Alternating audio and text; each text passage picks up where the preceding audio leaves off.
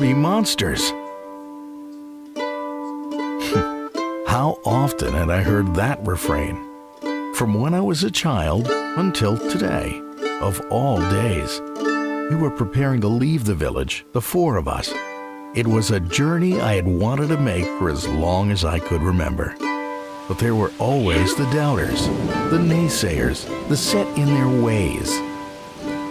Don't get me wrong, the village is beautiful, nestled as it is in a little picturesque valley, with a cascading waterfall and the majestic mountain as a backdrop, beautiful and peaceful. But for me, deadly dull. It was the mountain that drew us. All my life I had lived in the valley and looked up to its peaks and wondered what the view from the top was like. Well, I knew that one day I would climb it, monsters notwithstanding, and I knew that Ron, Billy, and George felt the same way as I did. Or at least I thought I knew. So we had a farewell drink with friends and family, and off we set. After a leisurely stroll through the foothills of the mountain, we made camp for the night. We built a small fire to keep away the monsters, and sat around it and shared stories of ambition and home and lost loves. "Fellas," said Ron, "I can't do this. I'm homesick. I want to go home." Well, this was not much of a surprise to us, really, for Ron was always the sentimental one. We understood that we couldn't talk him out of it. So in the morning, we broke camp and said our goodbyes and waved as Ron took the path back to the village. Later that day, we arrived at a little inn on the highway, pretty as a picture, and the innkeeper's daughter was even prettier. With such delights, it was hard to tear ourselves away, and so we didn't. We got rooms for the night and ate a hearty dinner and drank some fine ale, and had happy conversations with the innkeeper, his daughter, and the locals, all of them eccentric and entertaining.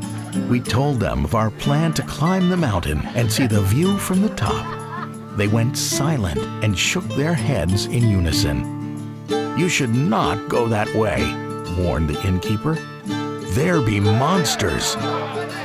Billy, George, and I set out early next day, but I swear the sun was not yet at its zenith before Billy called us to a halt. "Guys," said Billy, "if you go on, you go without me, but I'm going back to the inn, for the innkeeper's daughter is the most beautiful creature I have ever beheld, and I have fallen in love." There was no arguing with him. That Billy was always the romantic one. George and I wished him luck with his courting. We pressed on, George and I, and eventually we arrived at a farmhouse. As it was now getting late again, we took our chances that the farmer would be hospitable and furnish us with some bread to eat and some straw to sleep on. "I hope he doesn't have a daughter for you to fall in love with," I teased George. The farmer had no such daughter. He told us that he once had a son, but the son had recently died after a tumble from a horse. The farmer was most distraught, for it was harvest time, and without his son's help, he feared that he would not be able to manage. The next morning, the farmer treated us to a great big breakfast of thick smoked bacon and freshly laid eggs. That was when George told me. "I'm not going on," he said. "The farmer's been good to us. I'm going to return the compliment and help him with his harvest." George was always the considerate one. It passed through my mind that if I was to continue now, it would be alone. But I wanted to see the view from the top of the mountain, and I knew that if I didn't go now, I probably never would. I had to press on. I said goodbye to George.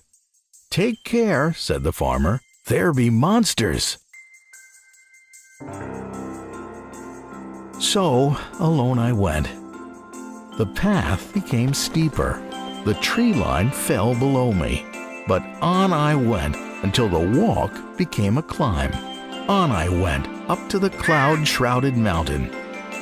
Imagine my surprise when, emerging from the clouds, I saw a castle, white-stoned and turreted, like the ones in the fairy tales. I was approached by 2 guards who assured me that they were not arresting me, but escorting me to the king. For I was the first villager to climb the mountain, and the king desired to hear of my journey. So I was brought before the king.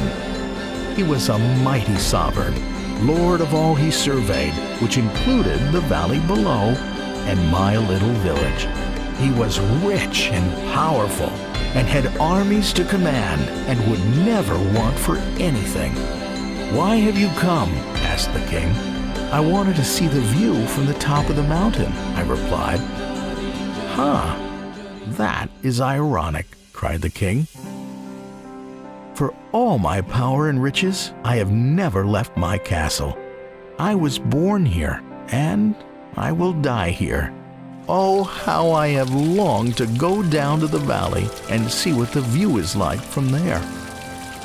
"Well, why have you not gone down?" I asked. "There be monsters," he replied.